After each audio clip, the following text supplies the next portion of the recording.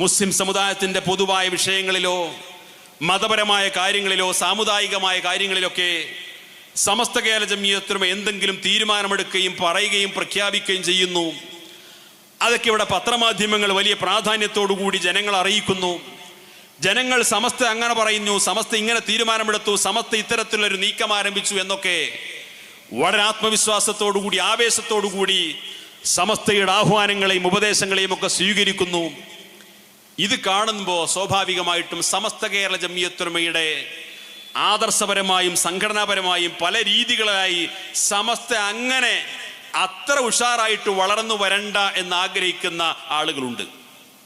ബിദഈ പ്രസ്ഥാനങ്ങളുണ്ട്, വിഘടിത സംഘടനകളുണ്ട്, തീവ്രവാദ സംഘടനകളുണ്ട്, പല ആളുകളുണ്ട്. പലർക്കും പല കാരണങ്ങളായിരിക്കാം, പലർക്കും പല മനോവിഷമങ്ങളായിരിക്കാം. പക്ഷേ സമസ്തയെ എതിർക്കുന്ന കാര്യത്തിൽ, സമസ്തയെ ഒന്ന് ഇകഴ്ത്തി കാണിക്കുന്ന കാര്യത്തിൽ ഇവരൊക്കെ ഒരു മുന്നണിയാണ്.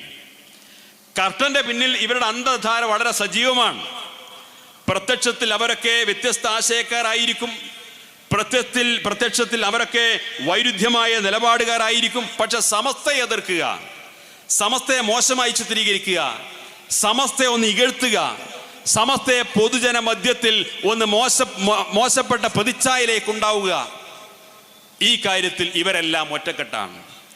ഇന്ന് സാമൂഹ്യ മാധ്യമങ്ങളൊക്കെ സജീവമായ ഒരു കാലമായതുകൊണ്ട് ആ അർത്ഥത്തിലുള്ള വ്യാജ പ്രചാരണങ്ങൾ ഇവിടെ വ്യാപകമായി നടന്നുകൊണ്ടിരിക്കുന്നുണ്ട്. നമ്മൾ ആലോചിക്കേണ്ടത് സമസ്ത കേരള ജംഇയ്യത്തുൽ ഉലമയുടെ അടിസ്ഥാനപരമായ ചില സ്വഭാവങ്ങളും രീതികളുമുണ്ട്. സമസ്ത കേരള ജംഇയ്യത്തുൽ ഉലമക്ക് പൊതുസമൂഹത്തിൽ വലിയ സ്വീകാര്യത നേടിയ കാലമാണെങ്കിലും അല്ലാത്ത കാലത്താണെങ്കിലും ഒക്കെ മതപരമായ കാര്യത്തിൽ മുസ്ലിം സമുദായം ഏതു വഴിയിലൂടെ സഞ്ചരിക്കണമെന്ന കൃത്യമായ ദിശ നിർണയിച്ചു കൊടുക്കുന്നിടത്ത് സമസ്ത കേരള ജംഇയ്യത്തുൽ ഉലമയുടെ മഹാന്മാരായ പണ്ഡിതന്മാർ എവിടെയും അമാന്തിച്ചു നിന്നിട്ടില്ല. വളരെ സമയബന്ധിതമായി ആ ദൗത്യം നിർവഹിച്ചു. ഇന്നും ആ സമസ്ത ആ ദൗത്യം മനോഹരമായിട്ട് നിർവഹിച്ചുകൊണ്ടിരിക്കുകയാണ്. ഇത് നിർവഹിച്ചുകൊണ്ടിരിക്കുമ്പോൾ സമസ്ത ഇപ്പോഴും എന്താ ഇങ്ങനെ സംഘടനാപരമായ സങ്കുചിത്വവുമായിട്ട് നടക്കുകയാണോ? നമ്മളിങ്ങനെ ഇടുങ്ങിയ ചിന്താഗതിയായിട്ട് നടക്കുകയാണോ? നമ്മൾ ഇനിയും ഈ സമൂഹത്തിൽ ഭിന്നിപ്പുണ്ടാക്കാനാണോ നിൽക്കുന്നത് എന്നൊക്കെ മനോഹരമായ ചോദ്യങ്ങൾ ചോദിക്കുന്ന ആളുകളുണ്ട്. ആ ചോദ്യങ്ങൾ ചോദിക്കുന്ന ആളുകൾ ഒരുപക്ഷെ തെറ്റിദ്ധാരണയായിരിക്കാം, അല്ലെങ്കിൽ ബോധപൂർവമായിരിക്കാം. അവരുടെ ഉദ്ദേശശുദ്ധി എന്താണെങ്കിലും നമ്മൾ അതിനെ ചോദ്യം ചെയ്യുന്നില്ല. പക്ഷേ സമസ്ത മുസ്ലിം സമുദായത്തിൻ്റെ ഐക്യത്തിനു വേണ്ടി സമസ്തയോളം പ്രയാസം സംഭവിച്ച, സംഘടനാപരമായ നട്ടം സഹിച്ച മറ്റൊരു പ്രസ്ഥാനം, മറ്റൊരു മുസ്ലിം സംഘടന കേരളത്തിലുണ്ടാവില്ല. ശരീഅത്ത് വിവാദ കാലത്തൊക്കെ അത് കണ്ടതാണ്. മറ്റു അവാന്തര വിഭാഗങ്ങളുമായിട്ട് വേദി പങ്കിടുന്നതിന്റെ പേരിൽ സമസ്തക്ക് അകത്ത് തന്നെ അഭിപ്രായ വ്യത്യാസമുണ്ടായി. സമസ്തയുടെ നേതൃത്വത്തിന് വേണമെങ്കിൽ പറയാമായിരുന്നു, ശരീഅത്ത് സംരക്ഷണ സമ്മേളനം നടക്കണം, അത് വിജയിക്കണം, ഇസ്ലാമിക ശരീഅത്തുമായി ബന്ധപ്പെട്ട് ഗൗരവതരമായ പ്രശ്നമാണ്. പക്ഷേ ബിദഈ പ്രസ്ഥാനങ്ങളുമായി വേദി പങ്കിട്ട് കഴിഞ്ഞാൽ ഞങ്ങളുടെ കൂട്ടത്തിൽ തന്നെ ഒരു കൂട്ടർക്ക് അഭിപ്രായ വ്യത്യാസമുണ്ട്, നിങ്ങൾ നാളെ സമ്മേളനം നടത്തി പോകും, മറ്റന്നാൾ ഞങ്ങൾക്കിടയിൽ ചേരിതിരിവുണ്ടാകും, അതുകൊണ്ട് തൽക്കാലം ഞങ്ങൾ ആ വേദിയിലേക്കില്ല എന്ന് പറയാനല്ല സമസ്ത മുന്നോട്ട് വന്നത്. സമസ്തയുടെ പണ്ഡിതന്മാർ സംഘടനാപരമായ നഷ്ടത്തെക്കാൾ പ്രധാനം ഇസ്ലാമിക ശരീഅത്തിന്റെ സംരക്ഷണത്തിനു വേണ്ടി വിഷയാധിഷ്ഠിതമായ സഹകരണം, പൊതുപ്രശ്നങ്ങളിൽ ഒരുമിച്ചിരിക്കുക എന്ന ഒരു ഫോർമുല ഇവിടെ പ്ലാൻ ചെയ്യുകയും നടപ്പാക്കുകയും വിജയിപ്പിക്കുകയും ചെയ്തു. സമസ്ത ഒരിക്കലും അനൈക്യത്തിന് അവസരമുണ്ടാക്കിയിട്ടില്ല. പക്ഷേ ഏത് സംഘടനയെ സംബന്ധിച്ചിടത്തോളം ആ സംഘടനയുടെ ഭദ്രത കാത്തു സൂക്ഷിക്കൽ പരമപ്രധാനമാണ്. അത് സമസ്തയുടെ കാര്യത്തിൽ മാത്രമല്ല, മതസംഘടനയുടെ കാര്യത്തിൽ മാത്രമല്ല, രാഷ്ട്രീയ പാർട്ടികളാണെങ്കിലും മറ്റുമൊക്കെ നമ്മുടെ നാട്ടിൽ നിലനിർത്താറുണ്ട്. ആശയപരമായ നയപരമായ കാര്യത്തിൽ അതിൻ്റെ ഭദ്രത കാത്തു സൂക്ഷിക്കും. ആ നയപരമായ കാര്യത്തിൽ, ആശയപരമായ കാര്യത്തിൽ അഭിപ്രായ വ്യത്യാസമുള്ളവരാണോ അവരുമായി നിശ്ചിത അകലം പാലിച്ചുകൊണ്ടാണ് മുന്നോട്ട് പോവുക. അവരുമായി അകലം പാലിക്കും. അത് ഓരോ തെരഞ്ഞെടുപ്പ് വരുംതോറും നയം മാറ്റങ്ങൾ നടത്തുന്ന രാഷ്ട്രീയ പാർട്ടികൾ വരെ നയപരമായ കാര്യത്തിൽ, രാഷ്ട്രീയമായ ആശയപരമായ കാര്യത്തിൽ അത്തരം അകൽച്ച കാത്തു സൂക്ഷിക്കാറുണ്ട്. കേരളത്തിന്റെ ഗവൺമെന്റ് അല്ലെങ്കിൽ ഇന്ത്യ ഗവൺമെന്റ് ഇവിടെ എന്തെല്ലാം മനോഹരമായ വാഗ്ദാനങ്ങൾ വാരിച്ചൊരിഞ്ഞ് നടക്കുന്ന ഒരു പൊതുപരിപാടി സംഘടിപ്പിക്കുകയാണെങ്കിലും നമ്മുടെ പ്രതിപക്ഷം അതിൽ സഹകരിക്കില്ല. അത് പ്രതിപക്ഷത്തിന്റെ കുറ്റമല്ല, പ്രതിപക്ഷം അങ്ങനെയാണ് പ്രവർത്തിക്കുക, സ്വാഭാവികമാണ്. വളരെ മനോഹരമായ ഒരു കാര്യമാണല്ലോ ഞങ്ങൾ ചെയ്യുന്നത്, നിങ്ങൾ എന്താണ് അതിന് സഹകരിക്കാത്തത് എന്ന് ഭരണപക്ഷം ചോദിക്കും. പക്ഷേ പ്രതിപക്ഷം എന്ത് ചെയ്യും? നയപരമായി, ആശയപരമായി, രാഷ്ട്രീയമായി നമ്മൾ അഭിപ്രായ വ്യത്യാസമുള്ളവരാണ്, നമ്മളതുമായിട്ട് സഹകരിക്കില്ല. കാരണം എന്താണ്? അത് സഹകരിക്കുന്നതോടുകൂടി സംഘടനാപരമായ ഭദ്രതയും അസ്തിത്വവും നഷ്ടപ്പെട്ടു. ഇവിടെ മുഖ്യമന്ത്രി ഓരോ ജില്ലയിലും ഒരു വികസന എന്തൊരു സമ്പർക്ക പരിപാടി നടത്തിയിരുന്നു. ആ സമ്പർക്ക പരിപാടി നടത്തിയപ്പോൾ ആ പരിപാടിയിലേക്ക് പ്രതിപക്ഷ രാഷ്ട്രീയ പാർട്ടികളിൽപ്പെട്ട പല ആളുകളെയും എങ്ങനെയെങ്കിലും കൊണ്ടുവന്നിരുത്താൻ വേണ്ടിയിട്ട് അവർ പല ശ്രമം നടത്തി. വിജയിച്ചില്ല. പക്ഷേ ഒറ്റപ്പെട്ട ചില സ്ഥലങ്ങളിൽ പ്രതിപക്ഷ രാഷ്ട്രീയ പാർട്ടികളിൽപ്പെട്ട ചില ആളുകളെ അവിടെ കൊണ്ടുവന്ന് ഇരുത്തി. അങ്ങനെ പോയിരുന്ന ആളുകളുടെ പിറ്റേ ദിവസത്തെ അവസ്ഥ എന്തായിരുന്നു? പ്രതിപക്ഷ പാർട്ടിയിൽപ്പെട്ട ആളുകളാണെങ്കിൽ അവരെ പാർട്ടിയിൽ നിന്ന് പുറത്താക്കി. എന്താ കാരണം? പാർട്ടിയിൽ നിന്ന് പുറത്താക്കുന്നതിനെ ഒരു മോശമായ കാര്യമായിട്ട് ഞാൻ പറയുന്നില്ല. സംഘടനാപരമായ അസ്തിത്വവും വ്യക്തിത്വവും നിലനിർത്തുന്ന രാഷ്ട്രീയ പാർട്ടിയാണെങ്കിലും മതസംഘടനയാണെങ്കിലും ഇതൊക്കെ നാട്ടിൽ നടക്കുന്നൊരു കാര്യമാണ്. സംഘടനാ ഭദ്രത വളരെ പ്രധാനമാണ്. സമസ്ത കേരള ജംഇയ്യത്തുൽ ഉലമയെ സംബന്ധിച്ചിടത്തോളം സംഘടനാ ഭദ്രത വളരെ പ്രധാനമാണ്. ആ സംഘടന എന്ന് പറഞ്ഞാൽ അത് കേവല സംഘടന മാത്രമല്ല, ഒരാദർശാധിഷ്ഠിതമായ സംഘടനയാണ്. ആ സമസ്ത കേരള ജംഇയ്യത്തുൽ ഉലമ വിഭാവന ചെയ്യുന്ന ആദർശങ്ങൾക്കനുസരിച്ചുകൊണ്ട് പ്രവർത്തിക്കണമെന്ന് ഒരു മഹല്ല് സംവിധാനം സ്വീകരിച്ചു കഴിഞ്ഞാൽ, തീരുമാനിച്ചു കഴിഞ്ഞാൽ, ആ മഹല്ല് സംവിധാനം സമസ്ത കേരള ജംഇയ്യത്തുൽ ഉലമയുടെ ആശയാദർശങ്ങൾക്കനുസരിച്ചാണ് പ്രവർത്തിക്കേണ്ടത്. എവിടെയെങ്കിലും ഒരു പള്ളി കയറ്റുമ്പോഴേക്ക് ചേളാരി ഓഫീസിൽ നിന്ന് ആള് വന്നിട്ട് നിങ്ങളിവിടെ ഈ പള്ളി നിർമ്മിച്ച് ഈ പള്ളിയുടെ ഉദ്ഘാടനം കഴിഞ്ഞ ശേഷം സമസ്തയുടെ ആശയാദർശങ്ങൾക്കനുസരിച്ചുകൊണ്ട് ഈ പള്ളി മുന്നോട്ട് പോകണം, അതുകൊണ്ട് ഈ ഫോമിൽ ഒപ്പിട്ടതാ എന്ന് പറഞ്ഞിട്ട് ആരെങ്കിലും വരാറുണ്ടോ? ആരും വരാറില്ല. ആ നാട്ടുകാർ കൂടി തീരുമാനിക്കും. നമ്മുടെ ഖത്തീബ് ഇന്നയാളായിരിക്കണം, നമ്മുടെ ഖുതുബ ഈ രീതിയിലായിരിക്കണം, നമ്മുടെ ജുമാ ജമാഅത്തുകൾ ഇങ്ങനെ ആയിരിക്കണം, ഇവിടുത്തെ ദിക്റുകളും സ്വലാത്തുകളും ആചാരങ്ങളും അനുഷ്ഠാനങ്ങളും ഇങ്ങനെ ആയിരിക്കണം. അതിനെന്തു വേണം? ഈ ദീനിയായ ആചാരാനുഷ്ഠാനങ്ങൾ ഭദ്രമായി ഈ നാട്ടിൽ നിലനിൽക്കണമെങ്കിൽ, തലമുറകൾ മാറി മാറി വന്നാലും ഇതിന് അതേ രീതിയിൽ നിലനിർത്തണമെങ്കിൽ എന്തു വേണം? സമസ്ത കേരള ജംഇയ്യത്തുൽ ഉലമയുടെ നേതൃത്വം വേണം. അവരുടെ ഉപദേശ നിർദ്ദേശങ്ങൾക്കനുസരിച്ചാണ് നമ്മുടെ ഈ മഹല്ല് സംവിധാനം മുന്നോട്ട് പോകേണ്ടത് എന്ന് സമസ്തയുടെ ഭാഗമായി പ്രവർത്തിക്കാൻ താല്പര്യപ്പെടുന്ന ഒരു മഹല്ലാണെങ്കിൽ അവർ തീരുമാനിക്കും.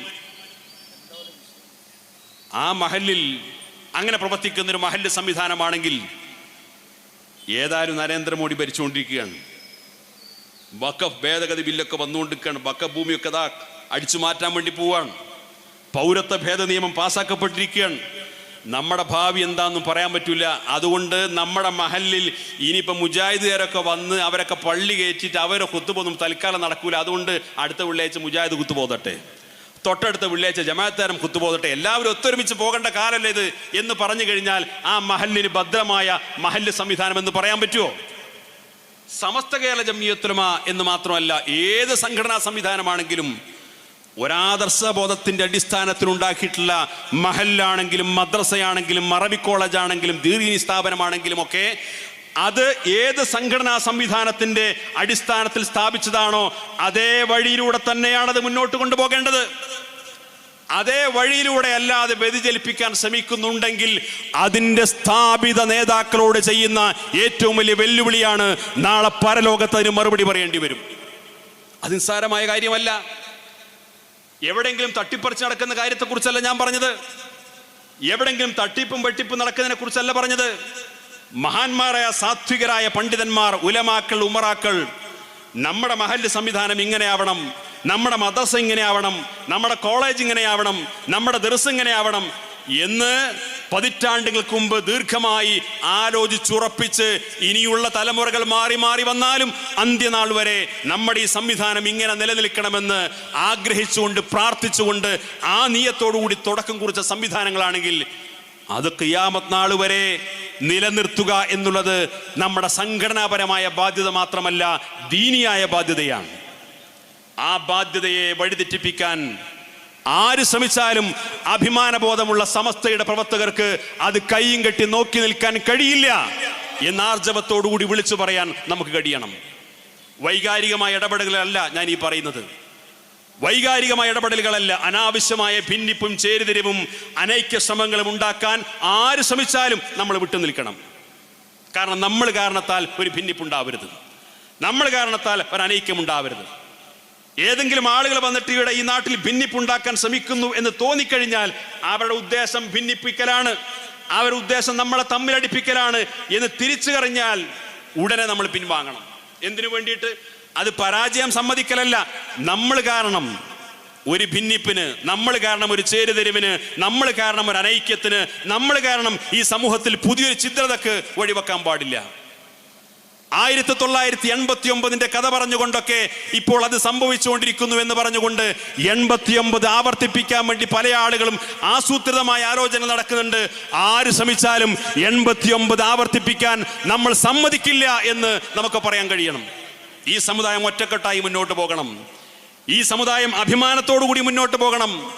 ഈ സമുദായം കഴിഞ്ഞ കാലങ്ങളിൽ നേടിയെടുത്ത പാരമ്പര്യത്തിന്റെ, ഈ പൈതൃകത്തിന്റെ ഏറ്റവും നല്ല മനോഹരമായി സൗധം പടുത്തുയർത്താൻ കാരണം ആദരണീയരായ സാദാത്തുക്കളും പണ്ഡിതന്മാരും ഉലമാക്കളും ഉമറാക്കളും എല്ലാം ഒരുമിച്ച് കൈകോർത്തുകൊണ്ട്, എന്നാൽ വിശുദ്ധമായ ആദർശത്തിൽ വെള്ളം ചേർക്കാതെ മഹാന്മാരായ പണ്ഡിതന്മാരുടെ ഉപദേശ നിർദ്ദേശങ്ങൾക്കനുസൃതമായിട്ട് ഈ സമൂഹം മുന്നോട്ട് പോകണമെന്ന ആ കാഴ്ചപ്പാടിന്റെ അടിസ്ഥാനത്തിലാണ്. ആ അടിസ്ഥാനത്തിൽ തന്നെ മുന്നോട്ട് പോകാൻ നമുക്ക് കഴിയണം. അവിടെ അനാവശ്യമായ ഭിന്നിപ്പും ചേരിതിരിവും ഉണ്ടാക്കാൻ ആര് ശ്രമിച്ചാലും വളരെ ഗൗരവത്തോടുകൂടി നമ്മളതിന് തിരിച്ചറിയണം. നമ്മൾ ആരെയും പരാജയപ്പെടുത്താനോ ആരെയെങ്കിലും അനാവശ്യമായി വിമർശിക്കാനോ ആരെയെതിരെയെങ്കിലും എന്തെങ്കിലും ആരോപണം ഉന്നയിക്കാനോ അല്ല ഇത്തരം പ്രവർത്തനങ്ങൾ നടത്തിക്കൊണ്ടിരിക്കുന്നത്. ഇവിടെ നമ്മൾ കഴിഞ്ഞ കാലങ്ങളിൽ നമ്മുടെ പൂർവികരായ ആളുകൾ സമസ്ത കേരള ജംഇയ്യത്തുൽ പോഷക സംഘടനകളുടെയും പ്രവർത്തനങ്ങളൊക്കെ വളരെ ഭംഗിയായി നടത്തിയിട്ടുള്ള ചില രീതികളുണ്ട്. അതേപോലെ ഇനിയുള്ള കാലത്ത് മുന്നോട്ട് പോകണം. അതാരെയും എതിർക്കാനോ ആരെങ്കിലും പരാജയപ്പെടുത്താനോ മറ്റാർക്കെങ്കിലും വിജയങ്ങൾ നേടിയെടുക്കാനോ ഒന്നുള്ള കാര്യമല്ല. ഇതൊരു സത്യസന്ധമായ ദീനീ പ്രവർത്തനമാണ്. നമ്മുടെ നാട്ടിൽ ഏതെങ്കിലും ബിദഅഈ പ്രസ്ഥാനങ്ങൾ കടന്നു വന്നാൽ നൂറ്റാണ്ടുകളായി മുസ്ലിം സമുദായം നിലനിർത്തി വരുന്ന ആചാര അനുഷ്ഠാന ക്രമങ്ങളെ വികൃതമായി ചിത്രീകരിക്കാനും അതിനെ ഈ സമൂഹത്തിൽ തെറ്റിദ്ധരിപ്പിക്കാനൊക്കെ ശ്രമിക്കുന്ന സമയത്ത് അതിന് നമ്മുടെ ആദരണീയരായ പണ്ഡിതന്മാർ എങ്ങനെയാണ് അതിനെ പ്രതിരോധിക്കേണ്ടത്, എന്താണ് അതിനോട് സ്വീകരിക്കേണ്ട സമീപനമെന്ന് ഈ സമൂഹത്തിന് പറഞ്ഞു കൊടുക്കും. പണ്ഡിതന്മാർ അത്തരം ആഹ്വാനം നടത്തിക്കഴിഞ്ഞാൽ അത് അപ്പടി സ്വീകരിക്കുന്നവരാണ് നാട്ടിലെ സാധാരണ ജനങ്ങൾ. അത് സംഘടനാ പ്രവർത്തകർ മാത്രമല്ല, നാട്ടിലെ കാരണവന്മാർ, രക്ഷിതാക്കൾ, മഹല്ല് ഭാരവാഹികൾ, മദ്രസ ഭാരവാഹികൾ, നാട്ടിലെ സാമാന്യ മുസ്ലിം ജനങ്ങളൊക്കെ എന്താണ് അത്തരം കാര്യങ്ങളിൽ സമസ്ത കേരള ജംഇയ്യത്തിനോ പറയുന്നത്, അത് അക്ഷരപ്രതി അനുസരിച്ച് മുന്നോട്ട് പോകുന്ന രീതി. ഈ രീതി കഴിഞ്ഞ 98 വർഷക്കാലം കേരളത്തിലെ മുസ്ലിം സമൂഹത്തിനിടയിൽ മനോഹരമായി നടന്നതിൻ്റെ ഗുണഫലമാണ് ഇന്നും ഈ പരിശുദ്ധമായ ഇസ്ലാമിനെ വികൃതമായി ചിത്രീകരിക്കാൻ പല രീതിയിൽ ശ്രമിച്ച ബിദഅഈ പ്രസ്ഥാനങ്ങൾ. ആ ബിദഅഈ പ്രസ്ഥാനങ്ങളൊക്കെ സ്വന്തം ഛിന്ന ഭിന്നമായി പോയി എന്നല്ലാതെ അവർക്കൊന്നും ഒരർത്ഥത്തിലും ഇതിനെ പോറലേൽപ്പിക്കാൻ സാധിച്ചിട്ടില്ല. ഓരോ കാലഘട്ടങ്ങളിലും പരിശുദ്ധമായ ദീനിനെതിരായി വന്നിട്ടുള്ള ആശയങ്ങൾ, ആശയപ്രചാരണങ്ങൾ, പ്രസ്ഥാനങ്ങൾ, വ്യക്തികൾ, ത്വരീഖത്തുകൾ, വ്യാജ ത്വരീഖത്തുകൾ, ഇതൊക്കെ കടന്നു വന്നപ്പോൾ സമസ്ത അതിനോട് സ്വീകരിച്ച സമീപനം എന്താണ്? എല്ലാത്തിനെയും അടിച്ചൊതുക്കി ഞങ്ങൾ മാത്രം മതി ഇവിടെ എന്ന സമീപനമല്ല സ്വീകരിച്ചത്.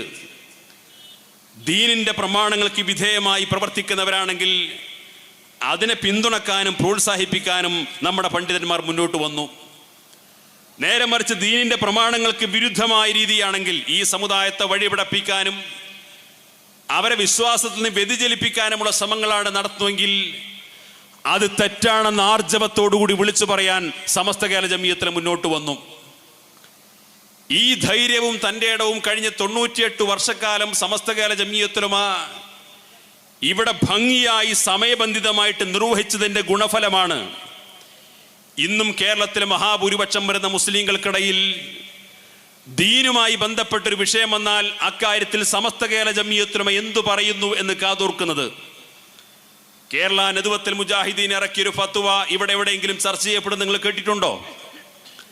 ജമാഅത്തെ ഇസ്ലാമിയുടെ അമീർ മതപരമായ കാര്യത്തിൽ നൽകിയിട്ടുള്ള ഒരു ഫത്വ ഈ സമൂഹത്തിൽ ചർച്ച ചെയ്യപ്പെടുന്നത് നിങ്ങൾ കേട്ടിട്ടുണ്ടോ? ഏതെങ്കിലും ബിദഅഈ പ്രസ്ഥാനങ്ങൾ ഇവിടെ സ്വീകരിക്കുന്ന മതപരമായ കാര്യത്തിലുള്ള സമീപനങ്ങളെക്കുറിച്ച് ഇവിടുത്തെ പൊതു മുസ്ലിങ്ങൾ ചർച്ച ചെയ്യപ്പെടാറുണ്ടോ? കാരണം എന്താണ്? മതപരമായ കാര്യത്തിൽ ആധികാരികമായി അവലംബിക്കപ്പെടേണ്ടത് അവരല്ല എന്നുള്ളത് സമസ്തക്കാരുടെ അവകാശവാദമല്ല, കേരളത്തിലെ പൊതു മുസ്ലിമിന്റെ സാമാന്യ ബോധമാണ്. ആ ബോധം നിലനിൽക്കുന്നത് എവിടെയാണ്? ഈ പ്രസ്ഥാനം നേടിയെടുത്ത വിശ്വാസ്യതയുടെയും അംഗീകാരത്തിന്റെയും അടയാളമാണ്. സമസ്ത കേരള ജംഇയ്യത്തുൽ ഉലമ കേരളത്തിലെ മുസ്ലിങ്ങൾക്ക് എന്ത് സംഭാവന ചെയ്തു എന്ന് ചോദിച്ചാൽ ആയിരക്കണക്കിന് പള്ളികളുടെയും മദ്രസകളുടെയും ദർസുകളുടെയും അറബി കോളേജുകളുടെയും യതീംഖാനകളുടെയും കണക്കല്ല. അതിവിടുത്തെ മതപരമായ പ്രബോധന പ്രവർത്തനങ്ങളുടെയും വിദ്യാഭ്യാസ പ്രവർത്തനങ്ങളുടെയും ഭൗതികമായ ചില ഉപകരണങ്ങളും സംവിധാനങ്ങളും മാത്രമാണ്. സമസ്ത ഇവിടെ ചെയ്തിട്ടുള്ള പ്രവർത്തനം കേരളത്തിലെ മുസ്ലിം ഉമ്മത്തിന്റെ ഈമാനിന് കാവൽ നിന്നു എന്നുള്ളതാണ്. മുസ്ലിം സമുദായത്തിന്റെ ഈമാനിന് കാവൽ നിൽക്കുന്നു എന്നുള്ളതാണ്. ആ ഈമാനിനെ ദുർബലപ്പെടുത്താൻ ഏത് വേഷം ധരിച്ചുകൊണ്ട് ആര് കടന്നു വന്നാലും അതിൻ്റെ ശരിതെറ്റുകൾ കൃത്യമായി സമയബന്ധിതമായി ഈ സമൂഹത്തിന് മുമ്പിൽ സമസ്ത കേരള ജംഇയ്യത്തുൽ ഉലമ പറഞ്ഞിട്ടുണ്ട്. അത് പലപ്പോഴും ആദ്യം കൈക്കും പിന്നെ മധുരിക്കും എന്നൊക്കെ പറഞ്ഞതുപോലെ സമസ്ത കേരള ജംഇയ്യത്തുൽ ഉലമ പല കാര്യങ്ങളിലും തീരുമാനങ്ങൾ എടുക്കുമ്പോൾ ആ തീരുമാനങ്ങൾ അത് വേണ്ടിയിരുന്നോ, അത്രക്ക് വേണമായിരുന്നോ എന്നൊക്കെ ചോദിക്കുന്നത് പുതിയ സംഭവ വികാസമല്ല, ഈ പ്രസ്ഥാനത്തോളം പഴക്കമുള്ള സംഭവങ്ങളാണ്. ഈ പ്രസ്ഥാനത്തോളം പഴക്കമുള്ള സംഭവങ്ങളാണ്. നമുക്കറിയാം, നമ്മുടെ നാട്ടിലൊക്കെ പൊതുവെ സാധാരണക്കാരായ ആളുകൾ, പ്രത്യേകിച്ച് മതപരമായ കാര്യത്തിൽ അത്ര ആഴ്ന്നിറങ്ങി ചിന്തിക്കുകയോ മനസ്സിലാക്കാനോ അവസരം ലഭിക്കാത്ത ആളുകൾ പലപ്പോഴും പറയാറുണ്ട്, എന്താ ഈ തബ്ലീഗ് ജമാഅത്തുകാർക്ക് കുഴപ്പം? അവർ നിസ്കരിക്കാൻ വേണ്ടി വിളിക്കുന്നു. നിസ്കരിക്കാത്ത മനുഷ്യന്മാരെ വീട്ടിൽ പോയി അല്ലെങ്കിൽ അങ്ങാടിയിൽ ചെന്ന് അവരെ നേരിൽ പോയി കണ്ട് സ്നേഹമസൃണമായ പെരുമാറ്റത്തിലൂടെ പള്ളിയിലേക്ക് ക്ഷണിക്കുന്നു, നിസ്കരിക്കാൻ ക്ഷണിക്കുന്നു, നല്ല കാര്യങ്ങൾ മാത്രം ഉപദേശിക്കുന്നു. നല്ല പെരുമാറ്റം, ഇത്ര നല്ല മനോഹരമായ സംസാരിക്കുന്ന പ്രബോധകർ മറ്റെവിടെയെങ്കിലും കണ്ടിട്ടുണ്ടോ? എന്താണ് ഇവർക്ക് കുഴപ്പമെന്ന് പലരും പറയാറുണ്ട്. 1965 സമസ്ത കേരള ജംഇയ്യത്തുൽ ഉലമ ഈ തബ്ലീഗ് ജമാഅത്ത് ബിദഈ പ്രസ്ഥാനമാണെന്ന് പ്രഖ്യാപിച്ചു. നിങ്ങൾ ആലോചിക്കണം, സമസ്ത കേരള ജംഇയ്യത്തുൽ ഉലമ തബ്ലീഗ് ജമാഅത്തിനെ കുറിച്ച് ഇതൊരു ബിദഈ പ്രസ്ഥാനമാണ്, മുസ്ലിം സമുദായം അതിൽ നിന്ന് വിട്ടുനിൽക്കണമെന്ന് പരസ്യമായി ആഹ്വാനം ചെയ്തപ്പോ തബ്ലീഗ് ജമാഅത്തിനെ കുറിച്ച് അത്രത്തോളം പറയേണ്ടതില്ലായിരുന്നു എന്ന് അഭിപ്രായമുള്ള വലിയ പണ്ഡിതന്മാർ സമസ്തയുടെ ഭാഗമായിട്ട് നിന്നവരുണ്ടായിരുന്നു. സാധാരണക്കാരല്ല, ഏതെങ്കിലും വികാര തള്ളീച്ചയിൽ അഭിപ്രായം പറയുന്ന യുവാക്കളല്ല, എന്തെങ്കിലും കേട്ട പാതി കേൾക്കാത്ത പാതി സോഷ്യൽ മീഡിയകളിലൂടെ എന്തെങ്കിലും പറയുന്ന പ്രചരിപ്പിക്കുന്ന വോയിസ് ഇടുന്ന ആളുകളല്ല. വളരെ പ്രഗത്ഭമതികളായ പണ്ഡിതന്മാർ തബ്ലീഗ് ജമാഅത്തിനെ കുറിച്ച് അത്തരം ഒരു കടുത്ത തീരുമാനം സമസ്ത കേരള ജംഇയ്യത്തുൽ ഉലമ എടുക്കേണ്ടതുണ്ടായിരുന്നോ എന്ന് ചോദിക്കുന്നവരുണ്ടായിരുന്നു. അത് ചോദിച്ചു എന്ന് മാത്രമല്ല, സമസ്ത കേരള ജംഇയ്യത്തുൽ ഉലമ തബ്ലീഗ് ജമാഅത്തിനെ കുറിച്ച് എടുത്ത തീരുമാനത്തോട് വിയോജിപ്പ് പുലർത്തിക്കൊണ്ട് ഒരു വിഭാഗം പണ്ഡിതന്മാർ മാറി നിന്നു എന്ന് മാത്രമല്ല, അവർ അഖില കേരള ജംഇയ്യത്തുൽ ഉലമ എന്ന മറ്റൊരു പണ്ഡിത സഭ രൂപീകരിച്ചു. മറ്റൊരു പണ്ഡിത സഭ രൂപീകരിക്കാനുള്ള അടിസ്ഥാനപരമായ കാരണം സമസ്ത കേരള ജംഇയ്യത്തുൽ ഉലമ തബ്ലീഗ് ജമാഅത്ത് ബിദഈ പ്രസ്ഥാനമാണ് എന്ന തീരുമാനമെടുത്തതിൽ അമർഷം പൂണ്ട പണ്ഡിതന്മാരാണ് അങ്ങനെ സമീപനം സ്വീകരിച്ചത്. അവർ അഖില കേരള ജംഇയ്യത്തുൽ ഉലമ ഉണ്ടാക്കി. അഖില കേരള ജംഇയ്യത്തുൽ ഉലമ ഉണ്ടാക്കിയിട്ട് അതിൻ്റെ ആദ്യത്തെ യോഗം ചേർന്നു. ആദ്യത്തെ യോഗത്തിലെ പ്രധാനപ്പെട്ട അജണ്ട ആ പ്രഗത്ഭരായ പണ്ഡിതന്മാർ ചർച്ച ചെയ്തു. നാം സമസ്ത കേരള ജംഇയ്യത്തുൽ ഉലമയുമായിട്ട് വിയോജിപ്പ് പുലർത്തി പുറത്തു വന്ന് മറ്റൊരു സംഘടനയുണ്ടാക്കാൻ നിമിത്തമായത് തബ്ലീഗ് ജമാഅത്തിനോടുള്ള സമസ്ത കേരള ജംഇയ്യത്തുൽ ഉലമയുടെ സമീപനമാണ്. എങ്കിലും നമ്മൾ ഒന്നുകൂടി നമ്മളെടുത്ത ഈ തീരുമാനത്തെക്കുറിച്ച്, തബ്ലീഗ് ജമാഅത്തിനെ കുറിച്ച് ഒന്നുകൂടി ആധികാരികമായിട്ട് പഠിക്കാൻ തീരുമാനമെടുക്കുക. അഖില കേരള ജംഇയ്യത്തുൽ ഉലമ തബ്ലീഗ് ജമാഅത്തിനെ കുറിച്ച് അവർ സ്വന്തമായി വീണ്ടും പഠിക്കാനും അതിനെക്കുറിച്ച് കൂടുതൽ ആഴത്തിൽ മനസ്സിലാക്കാനും ശ്രമിച്ചു. ആ പഠനം നടത്തിയതിൻ്റെ റിപ്പോർട്ട് അഖില കേരള ജംഇയ്യത്തുൽ ഉലമയുടെ മുഷാവറയിൽ അവതരിപ്പിച്ചു. ആ പഠനം നടത്തിയതിൻ്റെ റിപ്പോർട്ട് മുഷാവറ യോഗത്തിൽ അവതരിപ്പിച്ചപ്പോൾ അഖില കേരള ജംഇയ്യത്തുൽ ഉലമയിൽ ഉണ്ടായിരുന്ന പണ്ഡിതന്മാർ റിപ്പോർട്ടിൽ പറഞ്ഞു, സംഗതി തബ്ലീഗ് ജമാഅത്തിനെ കുറിച്ച് സമസ്ത കേരള ജംഇയ്യത്തുൽ ഉലമ പറഞ്ഞത് തന്നെയാണ് ശരി. ആ പണ്ഡിതന്മാർക്കൊരു ദുരഭിമാനവും ഉണ്ടായില്ല. ഏതായാലും ഇതിൻ്റെ പേരിലല്ലേ നമ്മൾ പുറത്തു വന്നത്, ഇനി സത്യം നമുക്ക് മൂടി വെക്കാമെന്നവർ പറഞ്ഞില്ല. അവരെന്തു പറഞ്ഞു? സംഗതി തബ്ലീഗ് ജമാഅത്തിനെ കുറിച്ച് സമസ്ത കേരള ജമിയത്തിലും പറഞ്ഞ തീരുമാനം തന്നെയാണ് ശരി എന്നവർക്ക് ബോധ്യം വന്നു. ചരിത്രത്തിൽ പിരിച്ചുവിടാൻ ആളില്ലാതെ പോയ സംഘടനയുടെ പേരാണ് അഖില കേരള ജമിയത്തുലുമ. ഞാൻ പറഞ്ഞു വരുന്ന കാര്യം, സമസ്ത കേരള ജമിയത്തുലുമ പലപ്പോഴും പല പ്രസ്ഥാനങ്ങളെക്കുറിച്ചും പല ആശയഗതിക്കാരെക്കുറിച്ചും പല ചിന്താഗതികൾ പ്രചരിപ്പിക്കുന്നവരെ കുറിച്ചുമൊക്കെ അതിൻ്റെ ശരിതെറ്റുകൾ സമൂഹത്തെ ബോധ്യപ്പെടുത്താറുണ്ട്. അതിൽ പലപ്പോഴും വലിയ പ്രതിഷേധം പ്രകടിപ്പിക്കുന്നവരുണ്ട്, അത് ശരിയായില്ലെന്ന് പറയുന്നവരുണ്ട്, സമസ്തയെ തിരിച്ചുപദേശിക്കുന്നവരുണ്ടാകാറുണ്ട്. അതൊക്കെ ഇതിൻ്റെ ചരിത്രത്തിൻ്റെ നാൾവഴികളിൽ പലപ്പോഴും കാണാൻ കഴിയും. ഏതാനും വർഷങ്ങൾക്ക് മുമ്പ് സമസ്ത കേരള ജമിയത്തുലുമ ആലുവയിൽ പൊട്ടിപ്പുറപ്പെട്ട ഒരു ത്വരീഖത്തിനെ കുറിച്ച് തീരുമാനമെടുക്കാൻ 6 വർഷം സമയമെടുത്തു. നമ്മുടെ സംഘടനാ രംഗത്തുള്ള ആളുകൾ തന്നെ പലപ്പോഴും ചോദിക്കാറുണ്ടായിരുന്നുവെന്ന്, എന്തിനാണ് ഈ ആലുവ ത്വരീഖത്തിനെ കുറിച്ചൊക്കെ തീരുമാനമെടുക്കാൻ ഇത്ര വർഷം കാത്തിരിക്കുന്നത്? എന്തിനാണ്? 6 വർഷമാണ് കാത്തിരുന്നത്. ആ ത്വരീഖത്തിനെ കുറിച്ച് സമസ്തക്കകത്തുള്ളവരും പുറത്തുള്ളവരും ഔദ്യോഗികമായിട്ടും അനൗദ്യോഗികമായിട്ടൊക്കെ പലരും അന്വേഷണം നടത്തി. ആ ത്വരീഖത്തിന് നേതൃത്വം കൊടുക്കുന്ന ആളുമായിട്ട് പലരും സംസാരിച്ചു. അദ്ദേഹത്തിന് നാട്ടിൽ പോയി അന്വേഷിച്ചു. പല രീതിയിലും സാമാന്യ ബോധമുള്ള ആളുകളൊക്കെ അന്വേഷിക്കുന്നപ്പോ അതിനെക്കുറിച്ച് അവരെല്ലാവരും പറഞ്ഞ മറുപടി ഒരു തമാശ കലർന്ന മറുപടിയാണ് പറഞ്ഞത്. ആലുവയിൽ നിന്ന് സാധാരണ പുകയില്ലാത്ത അടുപ്പുകൾ ഇറങ്ങാറുണ്ട് കച്ചവടത്തിന് വേണ്ടി, ഇതേപോലെ ശരീഅത്തില്ലാത്ത ത്വരീഖത്താണ് ആലുവ ത്വരീഖത്ത് എന്ന് അന്ന് സാധാരണക്കാർ തന്നെ അതിനെക്കുറിച്ച് അന്വേഷിച്ചു പറഞ്ഞു. പക്ഷെ സമസ്ത തീരുമാനമെടുത്തില്ല. സമസ്ത വീണ്ടും പഠിച്ചു, വീണ്ടും അന്വേഷിച്ചു. ആ വ്യക്തിയുമായിട്ട് തന്നെ നേരിട്ട് സംസാരിച്ചു. കാരണം എന്താണ്? എങ്ങനെങ്കിലും ഒരാൾ പിഴച്ചവനാണ്, തള്ളപ്പെടേണ്ടവനാണ്, പിൻപറ്റാൻ പാടില്ല എന്ന് തീരുമാനമെടുക്കലല്ല സമസ്തയുടെ പണി. ഏതെങ്കിലും തലത്തിൽ അതിൻ്റെ ശരിയായ വശങ്ങളുണ്ടെങ്കിൽ അത് ഉൾക്കൊള്ളാനും തെറ്റായ വശങ്ങളുണ്ടെങ്കിൽ അത് പറഞ്ഞ് ബോധ്യപ്പെടുത്തി തിരുത്തിക്കൊടുത്ത് നേരായ വഴിയിലേക്ക് കൊണ്ടുവരാനും ഒക്കെയുള്ള എല്ലാ ശ്രമങ്ങളും പരാജയപ്പെട്ടപ്പോൾ ദീർഘമായ 6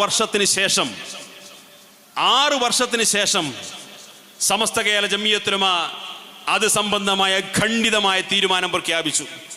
മഹാനായ സയ്യിദ് ഉമർ അലി ശിഹാബ് തങ്ങളുള്ള ജീവിച്ചിരിക്കുന്ന കാലമാണ്. അള്ളാഹു പരലോകത്തെ ദറജ ഉയർത്തി കൊടുക്കുമാറാകട്ടെ. ധീരമായ പ്രഖ്യാപനം നടത്തി.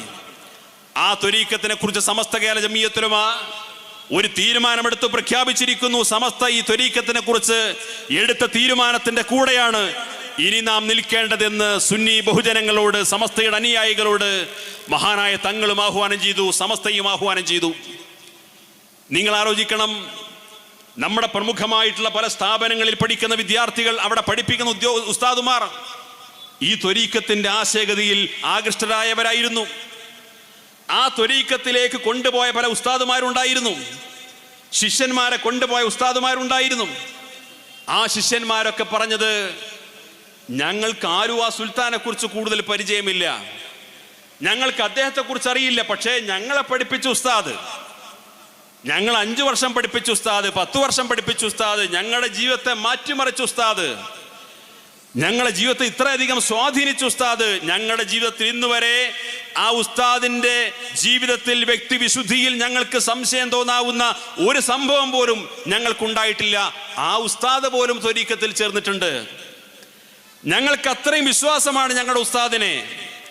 അതുകൊണ്ട് ഞങ്ങളുടെ ആ ഉസ്താദ് ചേർന്ന ത്വരീഖത്ത് തെറ്റാണെന്ന് വിശ്വസിക്കാൻ ഞങ്ങൾ കഴിയില്ല. സമസ്ത മുഷാവർ തീരുമാനിച്ചിട്ടും കാര്യമില്ല. ഞങ്ങൾക്കതിനേക്കാൾ അടുപ്പമുള്ള, ബന്ധമുള്ള, ഞങ്ങളെ തർബിയത്ത് നൽകിയ, ഞങ്ങൾക്ക് ദീൻ പഠിപ്പിച്ച ഈ ഉസ്താദിനെയാണ് ഞങ്ങൾ കണ്ടു പഠിച്ചിട്ടുള്ളത്. ഈ ഉസ്താദിൽ നിന്നാണ് ഞങ്ങൾ ദീൻ പഠിച്ചത്. അതുകൊണ്ട് ആ ഉസ്താദിനെ കണ്ടനുഭവിച്ച് ദീൻ പഠിച്ച് മനസ്സിലാക്കി ഞങ്ങളെ തർബിയത്ത് നൽകിയ, ഞങ്ങളെ സംസ്കരിച്ച, ഞങ്ങളെ വഴികാട്ടിയായിട്ടുള്ള, ഞങ്ങളെ ജീവിതത്തിന്റെ ഏറ്റവും വലിയ സൗഭാഗ്യമായ ആ ഉസ്താദ് പിഴച്ച ത്വരീഖത്തിൽ പെട്ടുപോയി എന്ന് വിശ്വസിക്കാൻ ഞങ്ങൾക്കാവില്ല എന്ന് പറഞ്ഞ് ഈ ഉസ്താദിന്റെ കൂടെ ഒരുപാട് ശിഷ്യഗണങ്ങൾ പോലും ആ ത്വരീഖത്തിൽ പോയി. ആ പറയപ്പെട്ട ബഹുമാനപ്പെട്ട ഉസ്താദ് അദ്ദേഹത്തിന്റെ ഒരു പ്രഭാഷണം ഏതാനും ആഴ്ചകൾക്ക് മുമ്പ് സാമൂഹ്യ മാധ്യമങ്ങളിലൂടെ പുറത്തു വന്നു. ആലുവ ത്വരീഖത്തിന് തുടക്കം കുറിച്ച യൂസുഫ് എന്ന് പേരുള്ള ഈ എറണാകുളത്ത് ആലുവ സ്വദേശി മരണപ്പെട്ടതോടുകൂടി ആലുവ ത്വരീഖത്തിൽ തന്നെ പുതിയ ഗ്രൂപ്പുകളുണ്ടായി, അതിൽ പിളർപ്പുണ്ടായി. ഇപ്പൊ ആലുവ ത്വരീഖത്ത് എത്ര ഗ്രൂപ്പുകളാന്ന് അവർക്ക് പോലും അറിയില്ല. ആലുവ സുൽത്താന്റെ മകൻ അംഗീകരിക്കുന്നത് ഒരു ഗ്രൂപ്പുണ്ട്. ആലുവ സുൽത്താന്റെ മകനല്ല ഖലീഫ, ഞാനാണ് ഖലീഫ എന്ന് പറയുന്ന അതിൽ മറ്റൊരു മൗലവിയെ പിന്തുണക്കുന്ന ഗ്രൂപ്പുണ്ട്. അങ്ങനെ അവർ തന്നെ 2-3 ഗ്രൂപ്പുകളാണ്. മക്കൾ തന്നെ ത്വരീഖത്തിന്റെ ഷെയ്ഖായിട്ട് ചമയുന്നു.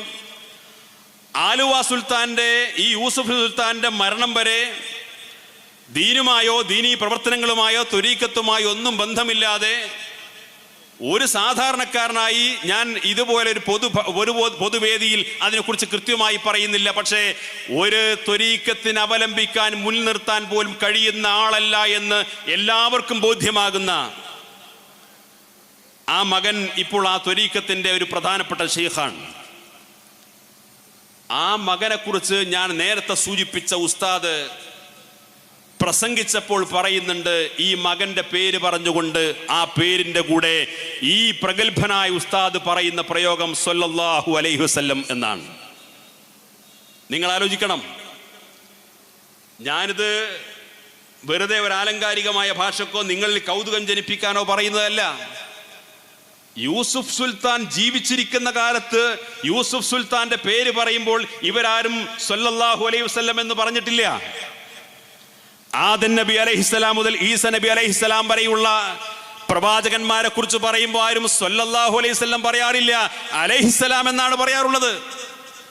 ഹബീബായ മുഹമ്മദ് മുസ്തഫ സ്വല്ലല്ലാഹു അലൈഹി വസല്ലം തങ്ങളെ കുറിച്ച് മാത്രമാണ് സ്വല്ലല്ലാഹു അലൈഹി വസല്ലം എന്ന് പറയാറുള്ളത്.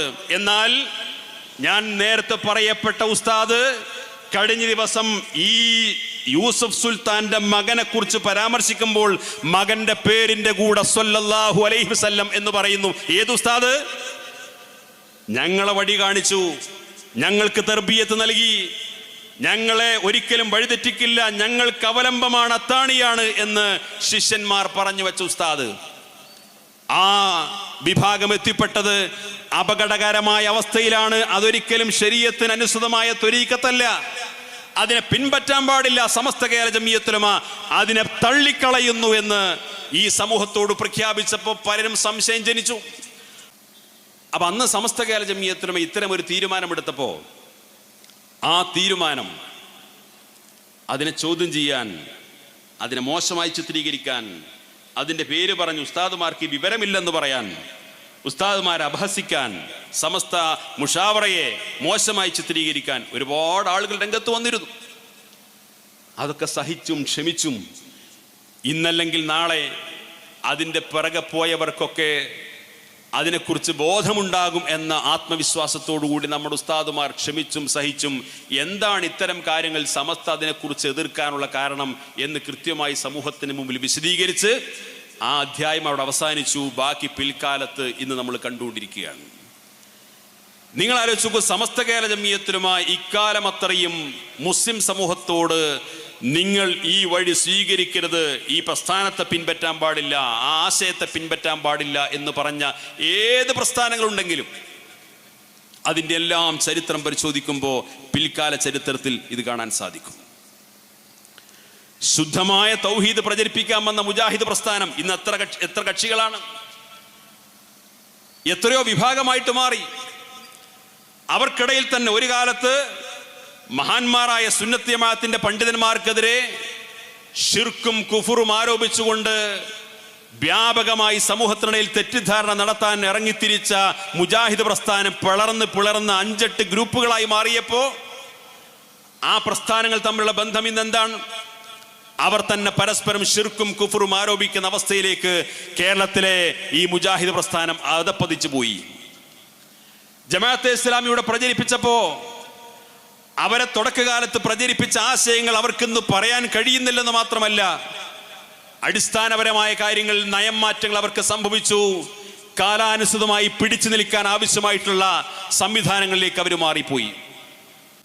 ഇങ്ങനെ ഏത് ബിദഈ പ്രസ്ഥാനം എടുത്ത് പരിശോധിച്ച് നോക്കിയാലും സമസ്ത കേരള ജംഇയ്യത്തുൽ ഉലമ ശരിയല്ല എന്ന് പറഞ്ഞ് മാറ്റി നിർത്തപ്പെട്ട ഏത് പ്രസ്ഥാനങ്ങളെയും വ്യക്തികളെയും കള്ളത്വരീഖത്തുകളെയും ഏതെടുത്ത് പരിശോധിച്ചാലും അതിൻ്റെ എല്ലാം ദൗർബല്യങ്ങൾ പിൽക്കാലത്ത് ഏത് സാധാരണക്കാരനും ബോധ്യമാകുന്ന വിധം കൃത്യമായി മനസ്സിലാക്കപ്പെട്ട, ബോധ്യപ്പെട്ട, തിരിച്ചറിയപ്പെട്ട ഒരു കാലത്താണ് നമ്മൾ മുന്നോട്ട് പോകുന്നത്.